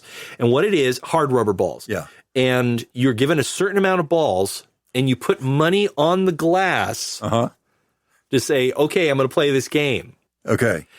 If you got 4 in a row, diagonal, straight up, or left or right, by rolling the ball into those holes, it would go into the hole and basically hit a little trigger that lights a grid that's on a glass screen, kind of like a pinball machine. Right, yeah. This back glass that's set up, and a light would come on. Yeah. And then you try to get it to line up. If you got it, the number on the top would go ding, ding, ding, ding, and you would win. Yeah. Now, if you put money on there, you double your money. Oh. Or triple your money, depending upon where you put the money on the glass. If you didn't put money, you would win like little wiggly things that you would put on your fingers or the little plastic jumping frogs or creepy vampire teeth. So that's how they got away with it. Is the kids, I win something. Right. But adults would do it as gambling. But because it couldn't either be classified as a pinball machine, right, a slot machine, or anything else, it was fascination. So interesting. I've always wondered about this, and it happened to pop up when I was doing research on Playland. I was like, oh, they had fascination parlors. And I gathered that they made the vendors quite a bit of money. Anyway, sorry to digress there, but I was just like, oh, Pete probably knows about fascination. Here we go. If you look up fascination on Wikipedia, there's a long list of locations where there are still fascination parlors that you can go to today. Huh. If you're in California, folks, go to Long Beach, California at Looff's Light-A-Line. Oh, there's Mr. Looff again. Mr. Looff. Yep. This location has the pinball style version of the game, and it pays out money instead of coupons. So it is a gambling machine. Okay. If you're in Indiana, go to Monticello at Indiana Beach. Jersey, go to Wildwood. There's the Retro Arcade and Fascination relocated from the Boardwalk Mall in 2019. And it's the only Fascination game in the state of New Jersey. Yeah. And they're everywhere. And Jersey and New York still have the highest population of fascination parlors.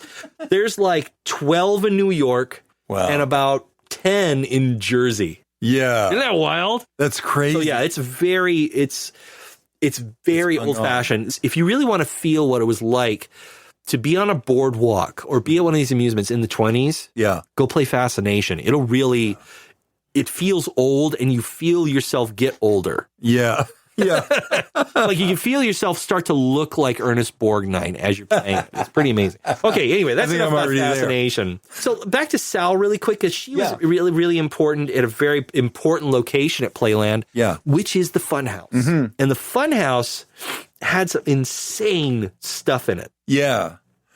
And a lot of stuff that sort of seemed more conventional back then. It's not stuff that we would see in a funhouse now, but there was so much of it. Oh, yeah. One of the things was the Joy Wheel. Yeah. Which is this giant centrifuge in the middle of this. So imagine a giant wooden disc that's peaked in the middle. Yeah. Because it's got to get rid of you somehow. Yeah. And you would sit on it, and there would be these big groups of people that would sit on it, and then it would start to go faster and faster and faster and faster and faster, and fling you out to the outermost reaches. Yeah. And everybody would giggle because their skirts are raising up. And it flings you off the wheel. Yeah, it throws you out from the center away from the wheel. And then there was the Barrel of Laughs, which was a large tube that you would get in, and it was basically like getting inside of a giant clothes dryer. Yeah. The wheel, there's a great movie where you can see this. The Fred Astaire movie called A Damsel in Distress. Yes. A P.G. Woodhouse written thing. It's really good. George Burns and Gracie Allen are in it. It's terrific. But And he's still playing George Burns. He's still playing George Burns. George Burns never played a character not named George Burns until the Sunshine Boys. That's pretty cool. Yeah. Well, and God. Yeah, well, that's after the I see. Okay, yeah. They also had the moving bridges. Yeah. Which are connected gang planks that went up and down mechanically. Uh-huh. They had the skirt blowers, basically. Yeah. And they also had a machine that slapped you in the butt. You'd go through like these fun styles that would whack you in the ass. What? It's crazy. And they had the rocking horses, which were attached by strong springs to a moving platform, creating quite a galloping sensation. There's rickety catwalks, steep moving and rocking staircases, the topsy-turvy barrel, and the 3-story climb up to the longest, bumpiest indoor slide in the world. Yeah. It was 200 feet indoor slide. Yeah, it was huge. Yeah. Huge. It's the interior of the funhouse at the Santa Cruz Beach Boardwalk was the same. It was the same building. Oh, The exterior looks different until it was remodeled in 1983. So it looked the same. Oh, wow. That's really cool. So there's the Lady of Shanghai is the mirror sequence. Yeah. Was filmed in Hollywood. Yeah. And that was actually the last building to get torn down. Right. In 1972. Yeah. We'll get to that in a little bit. And I think it was a fairly old building, I think, that they occupied. Actually, the one of the oldest buildings that was on the land at all is the place where Topsy's Roost was. That was like 5 different buildings before they moved that restaurant in. Yep. And became several others after. Absolutely.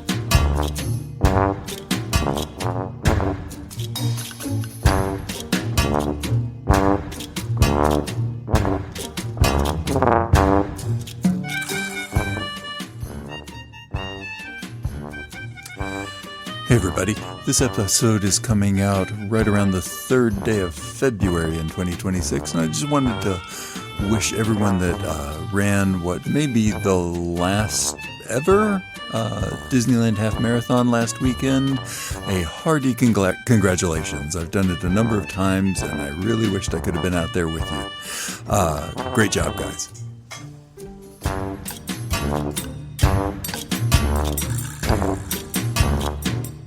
Funhouse was changed later on to the Crazy House in its later years, but still, it is what it is.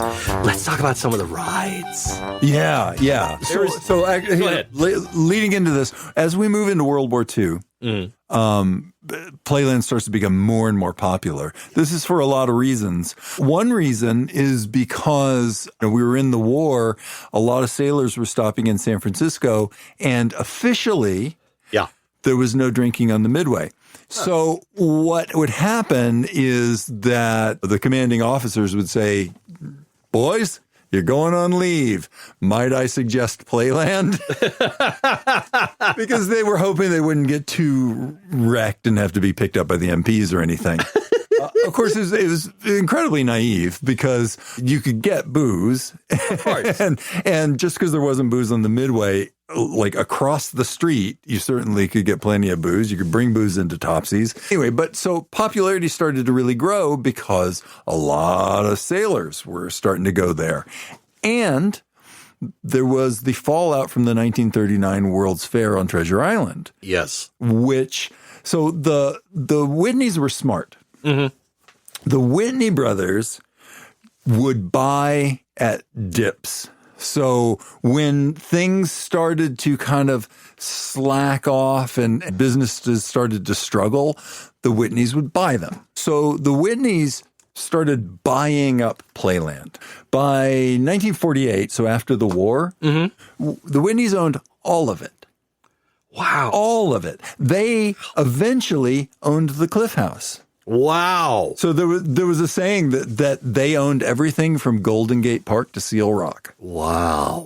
So they were really, really smart. But one of the other things that they did was at the end of the 1939 World's Fair on Treasure Island, they bought a bunch of those attractions. So that's where the diving bell comes from. Yep. Yeah, there's the Skylark. Yep. Which is different from the Skytram. There was a couple other, there was like some dark rides that came over. They got all those for cheap because they were just being abandoned after the World's Fair. Let's talk about the diving bell for just a second here. This is one of the most interesting and yet one of the most depressing rides ever. Is. Yeah. There's for those who are geeky fans out there, you may have heard of a little fan film called Hardware Wars. Yeah. It was directed by a guy from the Bay Area named Ernie Facilius. And Ernie's still around. Yep. He's a bit of an eccentric, and I adore him. Every time I've met him, he's been great to talk with. Yeah. Because I love his other film, Porcalypse Now, which is a parody of Apocalypse Now. But anyway, he's interviewed in a documentary film made in the 90s about Playland, and he talks about the diving bell, and he remembers it as a kid. Yeah. And he said, I remember going on a thing knowing full well that it probably wasn't safe. And you get into this giant bathysphere. It's basically like, imagine the submarine ride at Disneyland. Yeah. But it's in a ball. Yeah. And you would be slowly lowered in this wading pool made of concrete, painted teal. Yeah. With water that was a little algae filled in its later years, especially in the 50s and 60s. Yeah. And there was always like, ooh, we're deep in the depths of the ocean. Yeah, look at the It's It wrapper floating just by. And the fish were kind of dead. It was just bad. This was a big part of the problem with the diving bell, was that the fish that were in there would die. Yeah. And there was a small like saltwater pool that they'd built around it, but just ultimately you're pushing this thing into the water with these fish. They're just not going to survive very long. So it's really sad, and it was expensive because they had to keep trying to restock it. Oh, yeah. Eventually they figured something out, though. The diving bell, of course, because people have to breathe in it, is pressurized. Right. So what they figured out was that if they didn't just release the thing gradually and just pulled the brakes off, it would pop up like a cork. Yep. And that was the thrill. So they turned it into a thrill ride. Right. Yeah, exactly. You're diving, you're drowning underwater, and it's on blue. Yeah. Oh, my God. Oh, so little side note. Yeah. If anybody is listening to this program and you want to own a piece of the history of Playland at the beach. Yeah. Yeah. I know someone who has all of the stained glass windows that used to surround the carousel building. Whoa. Playland at the beach. It's over in this guy I know. If you want, contact us. I'll hook you up. They're in kind of rough shape, some of them, but some are in really good shape. This person had acquired them a long time ago after it had closed in the 70s and put it in storage and had been sitting there for years, and they're trying to get rid of them now. So if you want a piece of this, give us a shout. Yeah. I will hook you up. I will put you in touch with the person. So those would be like the hippodrome walls. Yes. Yeah. The hippodrome walls. And they were like, they've got blue and frosted white glass and surrounded by a normal pane of glass. So you could turn this into a really nice piece to hang in front of another window or something like that. They're really cool. But yeah, they're for sale. So you can acquire it. So yeah, email us through this podcast and I'll hook you up. So it's interesting. And it occurs to me that we might want to have a mention of the beach itself. Yes. So this is Ocean Beach in San Francisco. Yeah. No. This is not like the Santa Cruz Beach board. No. Ocean Beach in San Francisco is beautiful. Mm-hmm. I love it. I used to ride my bike out there to watch sunset all the time. You would sit there with hundreds of people who would just sit on the seawall completely silent watching the sun go down. Beautiful. It's beautiful. Yeah. It's so picturesque. Yeah. So stunning. However, it is not the most pleasant bathing beach in the world. No. It is foggy and cold. So this is not Playland is not a boardwalk-like attraction where you go and you're wearing your swimsuit and you go to Yeah, this isn't Coney Island with all of the Italian gals underneath the boardwalk changing. No, this is not the place. And people did do stuff on the beach, but it's very different. That wasn't really the attraction out there. Yeah, there's quite a dangerous undertow there. Just no, don't do it. No. But so coming into World War II and through the end of World War II, they're adding all of these rides. Yeah. So you're getting the diving bell. You're getting the, what was it called? Dark Mystery. Dark Mystery. Okay. Dark Mystery, also uncomfortable. Yes, very uncomfortable because it was capitalizing on the witch doctor and, frankly, the gorilla picture craze of the 1930s. So it's the earlier version. Oh, there's a lot of witch doctor stuff, a lot of voodoo, and a lot of very trippy visuals. Like from an artistic standpoint, yes, cringy, but really weird, like almost Salvador Dali-like visuals. Yeah, and when the early versions of it, so it was built by the Pretzel Corporation is what they were called. Yep. And interestingly enough, the early cars looked like they had pretzels stenciled on the side. Yes. Which is pretty neat. But the early version is just, it's pretty dumb. Like just bad paper cutouts. This is pre-blacklight. So People said that like the coolest thing ever was this giant eyeball that would stare at you as you walked past it, but that was about it. Yeah. But later they did exactly what you're describing. They started turning it into this almost like deco thing with like Salvador Dali pieces. They incorporated black lights and it started to become really interesting. Yeah, Dark Mystery stopped being the racist headhunter extravaganza with lots of Ooga Booga stuff thrown in there. And then there are pictures of it with these cutouts of native girls, scantily clad, brilliant, startling, thrilling, dark mystery, right next door to Topsy's kind of thing. And it's just terrible. It's just awful. But then, the Dark Mystery later actually becomes like this crazy 50s drug trip. Yeah, and there's so like cool. flying death angels. Yeah, it's crazy, super cool. Also coming in around the same time, and this came from the World Fair too, was the Skylark. Yep. Which I don't have a ton about, but it seemed to be some sort of fake rocket something or other. Okay. Yeah, it was like a weird rocket swing kind of thing. Yeah. And then there was the Kooky Cube. Oh, I don't even see that. Do you know what the Kooky Cube is? No. Spelled with K's, Kooky, Kooky Cube. Oh. The Kooky Cube. And if you want to go back to one of our previous episodes, you can learn all about these attractions. It was a gravity shack. Oh, hey. And it was one of those classic leaning to the side gravity attractions based off of some of the gravity attractions, which we talked about in our previous episode. It apparently in the 60s, that was where you went in the 60s to go smoke some weed, go get happy and look at black lights and lean back and forth and giggle, maybe get a few other things going on because of the 60s are free love and all that. Like that was the place to go as a teenager, right? Oh, Limbo, not Laugh in the Dark. Limbo is the one with the giant skeleton. Yeah. There was another dark ride called Laugh in the Dark that was much bigger. Yes, Limbo was teeny, and Limbo opened in 1958. Yeah. It was added post the removal of the Big Dipper. The Big Dipper gets pulled out in 1955. Wow. Okay. And several of the attractions move into its place. One of which is actually Dark Mystery. It actually gets moved there. So does the Diving Bell. Yes. So I was wrong. Limbo was not the same thing as Dark Mystery. Dark Mystery was another attraction. Okay. They were separate. It's really interesting. But before we get to, because then we're starting to talk about the decline of Playland, I have a quiz for you. Okay. There is one attraction at Playland that the building still exists and is still the same attraction. Know what it is? No, I don't. The Camera Obscura. Oh, of course. The Camera Obscura. So the Camera Obscura is a, what do you call those things? The Camera Obscura. Yeah, it's a Camera Obscura. It's a pinhole camera, basically. Yeah. It's a Leonardo da Vinci invention, actually, that operates, and basically it is a giant rotating pinhole camera. So you could turn it 360 degrees and look.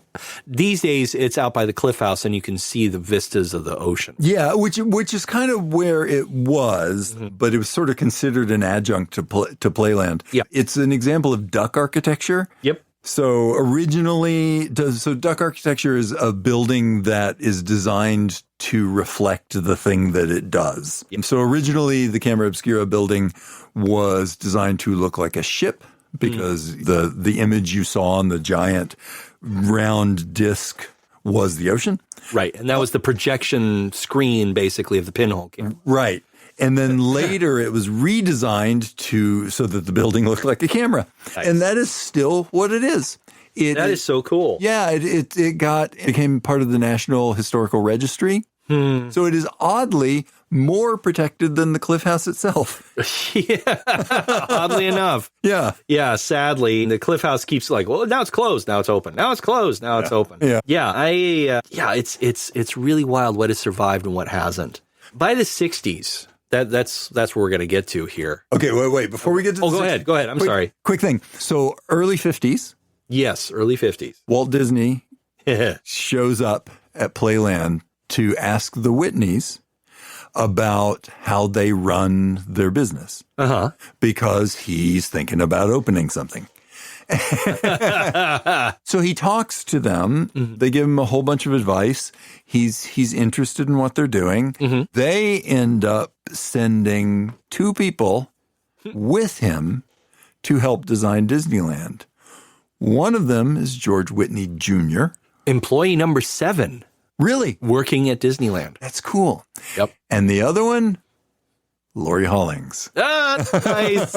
Nice. Who is in what is eventually the group that's going to be called Imagineers, but he is an early WED employee. That's so cool. And he goes down and works on Frontierland.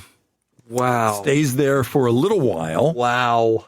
And then eventually returns to Playland. And he works to design the Frontier Town section of Playland. Which was meant for kids. Meant for kids. It was meant for kids because at this point, actually, Playland had started to get a little seedy. Yeah. Really seedy. Yeah. So there was the bad element starting to hang out there. That family element was kind of going away at this point. Yeah. They wanted to add this to make it a place where children could go and feel safe. Yeah, and they had their iconic thing was they had a cowboy that George Whitney Jr. actually took credit for designing, but didn't. It was actually designed by Laurie Hollings, but it was a cowboy figure called Woody. We know this because there's a snake in my boot. George Whitney Jr. claimed to have done most of Frontier Town at Playland. Later, it was found like there was a bunch of conceptual drawings that Laurie Hollings had done and had signed himself. So he did the major amount of it. Woody himself, which is the same kind of composite figure as the seal on Seal Rock, which Laurie Hollings also built. Nice. Same kind of thing. Laurie built that, and it is now in the Cliff House. Oh, wow. You can see Woody. Nice. Yeah. That is so cool. Yeah. I love that. Little bit of Laurie Hollings. Ah, that's so cool. I love when stuff like that is saved. Yeah. You want to know something really weird? Well, we'll talk about this in a moment. I'll put a pin in this. Coming out of the 50s, the 50s is a real turning point. There's obviously some Disneyland influences in the late 50s, including Frontier Town. There's the Sky Tram, which is just basically a thing that goes from the Cliff House to like some rock somewhere and back real slowly on a wire. Yeah. But it carries like 20 people. Right. Yeah. It's kind of creepy. But yeah, so there's that. But coming out of World War II and into the early 50s, people are starting to get cars. Yep. Everyone has cars. Suddenly you are faced with the choice of, do I want to drive a half hour to go to Playland at the beach, or do I want to drive an hour and a half and go to the Santa Cruz Beach Boardwalk, where it's sunny and I might actually be able to go on the beach? Yeah. This really takes its toll on Playland. Which is a real shame. Yeah. Because Playland was just it's so bizarre.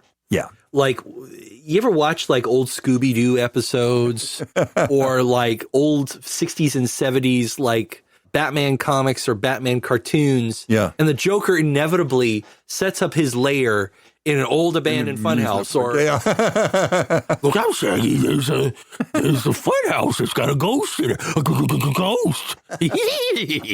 Right. When you look at old photographs of Playland, I'm suddenly seeing like Scrappy Doo and the Killing Joke. Let me at him. Let me at him. Police Commissioner Gordon naked with a collar. Let me at him. I'll splat him. Velma's crippled. Jesus. I'm sorry. Scooby-Doo, the killing joke. This went bad. It's the Creeper's Revenge. It's the killing joke. Oh, my. Okay, Warner Brothers, you own both properties. Yeah, do it. You can do this. Guys, you did Velma. Yeah, come on. You could get away with this. Okay, anyway. But what I love about Playland, like, it is that quintessential creepy old theme park. It is. It really is. As you move into the late 50s and early 60s, oh my God, it is. It starts to become pretty seedy. Things like a lot of local gangs start to kind of occupy it. It becomes a lot less family friendly. It's the place to go to meet your pusher. Yeah. And a lot of the rides you just couldn't maintain because also keep in mind, a lot of these rides are metal. Yeah. And what is hell on metal? Salt air. Yeah. And Look salt what's air. right across the street. Salt air, also hell on wood, which is part of the reason that they took the Big Dipper down in 1955. Yep. It was kind of two big reasons. That was one. The other one was that it was so big. I mean, it was taking up many, many blocks of space, and you couldn't run that many people through it. So the Whitneys felt like, oh, let's tear this down and make a whole bunch of smaller things that can really cycle people through. They had already gotten rid of the Chutes. I know. So at that point, once the Big Dipper came down, the iconic rides were gone. I know. Yeah. And more's the pity because Yeah. they were gorgeous. They were gorgeous. These gorgeous, wild rides where you're just like, they got away with this? Yeah. That's amazing. Oh, it's just amazing. This is the noir theme park of your dreams. It is. Yeah. It absolutely is. Yeah. Like, yeah, this is, I'm surprised Dashiell Hammett never did actually a mystery set in it or anything. So, yeah. So we come into the 60s. Things are starting to look unpleasant. On the weekends, it still did okay. Yeah. But the weekdays, you could roll a bowling ball down the street and it wouldn't hit anybody. Oh yeah, complete with tumbleweeds. Yeah. It was like, yeah, it was creepy. Yeah, and unfortunately, much to the chagrin of many San Franciscans who grew up with it, in 1972, they finally shut it down. Yeah, right after Labor Day weekend. So it got bought by a company that was going to develop condominiums in its space. And you would think the closing of a sort of iconic, famous park like this would cause some stir, some outrage, but it really didn't. No. Kind of past its prime. It was done. The Sutro Baths were long gone. And by the way, you can go to Ocean Beach and see the remains of the Sutro Baths. They're just, it looks like Grecian remains. It's kind of neat, actually. But that's going to be another episode. It's just Sutro Baths because that is crazy. Yeah. Because it was like Barnum and Bailey by the sea. As a matter of fact, George Whitney was called the Barnum of the Golden Gate. That's right. The Cliff House was at its one of like, it was closing down. Yep. There just wasn't much going on out at Ocean Beach anymore. So it shut down. They started demolition almost right away. This was when a couple of days later, they discovered someone had stolen Sal's head. But the company that was about to build the condos in that place, Owned by Jeremy Etz Hotkin. do you know who that is? He was a millionaire developer. Well, evidently not a millionaire enough because they ran out of money. Yep. So they did some demolition and then the whole thing stopped. And for 12 years, it was just nothing. It was a ruin. Yeah. Yeah, it was a ruin.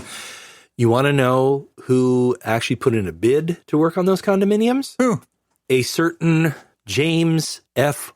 Overstreet and his son, Robert James Overstreet. My dad and my grandfather. Your granddad. They did not get the bid. Yeah. But they did put in a bid to work on those condos because they were building stuff Wow. in San Francisco at that time. Wow. And I remember being a kid, being driven out there by my dad in his little Ford Courier pickup truck to go look at that. And he told me about Playland. Oh, this used to be an amusement. Can we go? This is 1983. And I'm like 9 years old going, can we go? That sounds amazing. He goes, it's all ruined. And I go, no, I want to see it now. I want to see the Joker hiding in the creepy old fun park. And I don't even think the Playland Not at the Beach Museum was open at that point. No, not yet. So and it sat there as wreckage for a long time. Eventually, a kind of a Safeway opened up over there. Yeah, so depressing. So depressing. So depressing. They finally got some development money and started kind of building the condos. But ultimately, if you go out to Ocean Beach now, there's not much there except for go out at sunset and sit on the beautiful seawall and watch the sun go down with all the other really cool people who do it. It's well worth doing one time in your life. So Playland not at the beach. Yes. In El Cerrito, California, in order to commemorate this fabulous, fabulous theme park, there was a museum. And it wasn't any museum. It was called Playland Not at the Beach. Yeah. And it was like this marvelous. It was done with such love. Yes. When you walk through this, man, you knew. I went to this thing constantly. Yeah. I became a member for a year so I could go anytime I want to and play Fascination. Yeah. But it was opened. It was a dream started by a guy named Richard Tuck in the late 1990s and was finally open on May 30th, 2008. Yeah. And they were open for 10 years. And in 2018, the building supposedly was purchased to make housing exactly like the theme park itself. Wow. But the building has never been touched. Huh. It is still the same building. It has not been used for housing at all. Are the exhibits still in there or they get them out? No, they're out. Okay. Well, it's probably good that they're saved somewhere. Yeah, and I don't know where they are. Don't know what happened to all of it. There is still a website, playlandnotatthebeach.org, that you could check out. Yeah, it's very nice. It's a marvelous little thing. So it has a map of all the attractions forth. So when you walked into the place, you had full run of the place. Yeah. And it was basically like this stretch of retail spots that were all linked together. Yeah. And you had this maze basically that took you through. They had a penny arcade. They had a replica of Dark Mystery. Whoa. And it wasn't that great, but it was still. It was black light. It was like spooky stuff. And they had the Carousel Carnival, Santa's Village, the World of Charles Dickens. A lot of these were like these marvelous little vignettes of Christmas decorations and stuff. Right. But again, it was done with such love that you just can't help but just fall in love with the place. Yeah. They had a Hall of Memories that talked specifically about the theme park. There was Circus World that had this gigantic model of a Barnum and Bailey circus and how involved it was. How many thousands of people would work on a traveling circus at one time, especially in its heyday in the 30s and 40s. We think of a circus today as one tent and a bunch of acrobats. Yeah. No, we're talking a circus that would travel around on 3 trains. Wow. And one train was just for the staff. Yeah. The other one was for the animals, and the last one was all the stuff. Yeah. And it's this massive replica of what it was like. And it was carved and made by a guy who used to work for Barnum and Bailey. Oh, neat.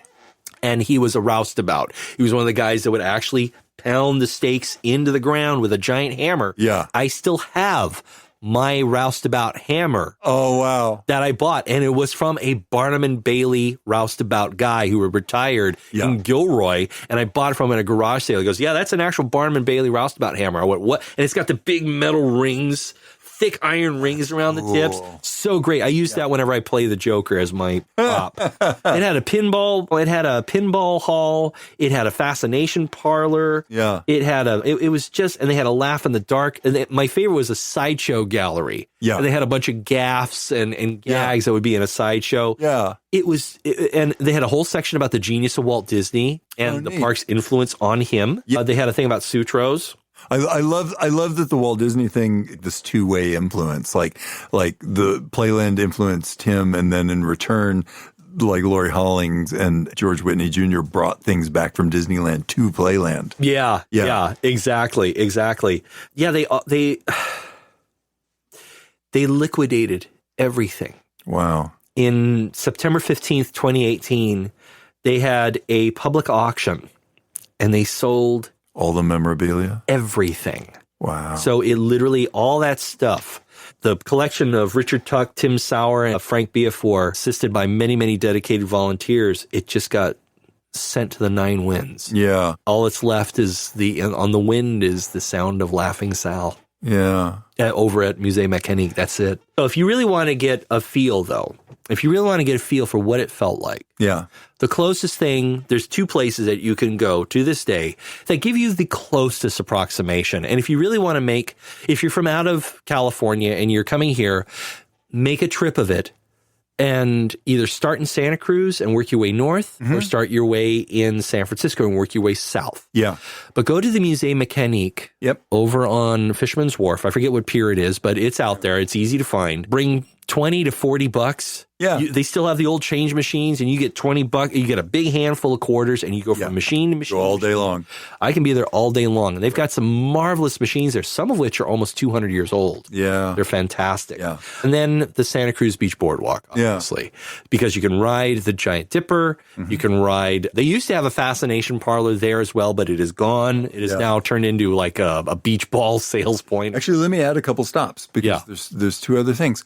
You can stop in San Francisco at the Yerba Buena Gardens and ride the original Looff carousel there. There you go. I might, as just kind of a loose aside here, recommend that you stop in Alameda at the Pacific Pinball Museum. Yes. To see pinball machines that are 100 years old. To play them. Who are a devotee of this podcast. Oh, are they really? Yep.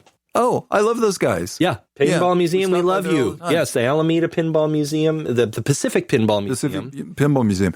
But great. Yeah, like stop there. You can. That's another big Playland thing you can still do is you can ride the Looff carousel in the Yerba Buena Gardens, see the pinball machines, and go down to the Santa Cruz Beach Boardwalk because as goofy as it has kind of gotten and as modern as it has gotten, there's plenty of that old charm there. And we will probably do a future episode just on the Santa Cruz Beach Boardwalk. Oh, we're going to do one just on the cave train. Oh, heck yeah. It's Enrico Palazzo. Yeah. That's for you, Robert Moser, if you're out there listening. All right. I think we have come to that point in the show. Yes. Where we need to gird our loins and ratchet up our britches and do all those other things. There's children listening Shine to this show. Curls. I don't know. But we need to talk about the second half of our title, the plus up. Yeah. Who wants to go first? I can if you would like. If you would like me to, I can. Go ahead. Okay. It's late and we're tired. I can if you don't. Me winning isn't. You don't. I am no man. Right. I am not a number. I am a free man. Sorry, I meant a big prisoner. Yeah. Oh, well, there's nothing wrong with that. No. My plus up would be along the lines of, obviously, the Playland itself, probably not only is it not viable, but it just doesn't make a lot of sense in San Francisco anymore. But I would love to see something like the Playland Not at the Beach Museum reconstructed, but I would like to see it for a lot of these old, like seaside parks and funky turn of the century regional parks. I'd like to see a real solid museum that collected memories of this stuff.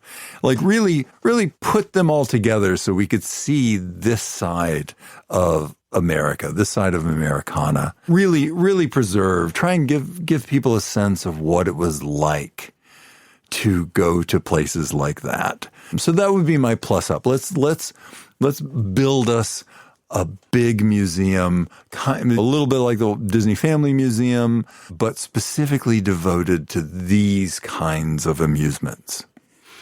I'm actually very much in agreement with you. Yeah. It was very, very heartbreaking for me. I literally actually cried when Playland Not at the Beach shut down. Yeah. In El Cerrito, because I was such a devotee of that museum because of the heart that went into it, and to see it just get scattered to the 9 winds really bothered me. Yeah. A lot. Kelly and I have had this conversation numerous times over waffles and pancakes. Which we don't eat with utensils because that's what we learned. Yeah, we use our feet. We've talked over time, many times in which we've had this idea of doing a pop-up theme park. Yeah. And the notion of this is not unlike some of these seaside attractions. Yeah. I would love, and this is beyond a plus up, like this is actually something that I would kind of love to try and do or try to organize.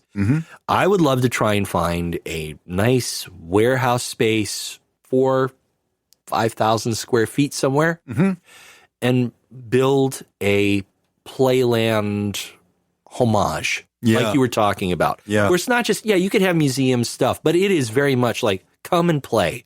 Come and see this stuff.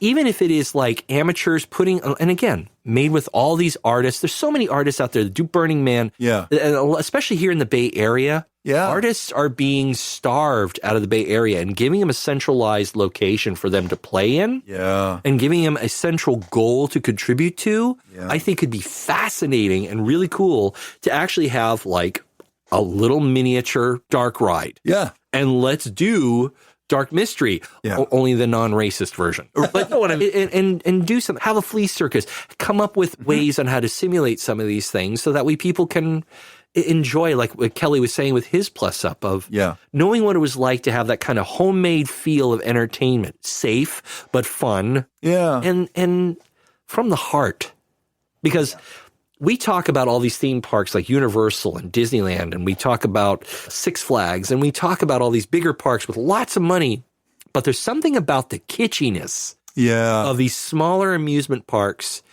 that just sink in. Coney Island is legendary. Luna Park is legendary. Playland, the Pike, they're all legendary because of this heart that goes into them. And that homemade feel of it that I would love to see. And I think something like that could be reborn again would just make me super happy. I could die happy if I was involved in something like that. Yeah, me too. Absolutely. By the way, Looff designed the carousel at the Pike. and I don't know if we did talk about this at in the Conan episode. Speaking of the Pike, go back to our Conan the Barbarian's Sword and Sorcery Spectacular episode, and you get to learn about the sordid affair of Elmer McCurdy, who existed on the Pike as a real dead body. It's a great story. All right, guys. I think we've hit our mark here. So we'll go out laughing as Sal would do. And I'm Peter Overstreet. And I'm Kelly McGovern. And you've been listening to The Lowdown on the Plus Up.